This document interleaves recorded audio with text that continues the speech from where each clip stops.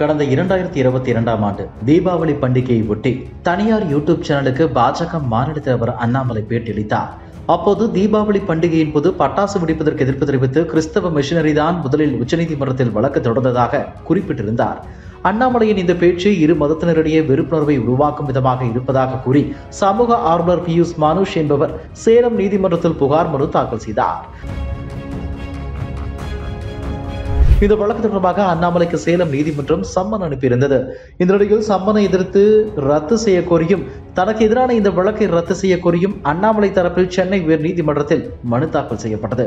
அந்த மனுவில் தனது பேச்சு தவறாக புரிந்து கொள்ளப்பட்டுள்ளதாகவும் ஓராண்டுக்கு முன் அந்த பேச்சு ஒளிபரப்பப்பட்ட போதும் அதனால் பொது அமைதிக்கு எந்த பாதிப்பும் ஏற்படவில்லை எனவும் தெரிவித்திருந்தார். இந்த மனுவை விசாரித்த நீதிபதி ஆனந்த் வெங்கடேஷ் அண்ணாமலைக்கு எதிரான வழக்கை ரத்து செய்ய மறுத்து அவரது மனுவை தள்ளுபடி செய்து உத்தரவிட்டுள்ளார். மேலும் அண்ணாமலைக்கு எதிரான வழக்கை சேலம் நீதிமன்றம் சட்டத்திற்குட்பட்டு பரிசீலிக்கலாம் என்றும் உத்தரவிட்டுள்ளார். இதுபோன்ற செய்திகளை மேலும் தெரிந்து கொள்ள எங்களது யூடியூப், ஃபேஸ்புக் மற்றும் ட்விட்டர் ஆப்களை சப்ஸ்கிரைப் செய்யவும்.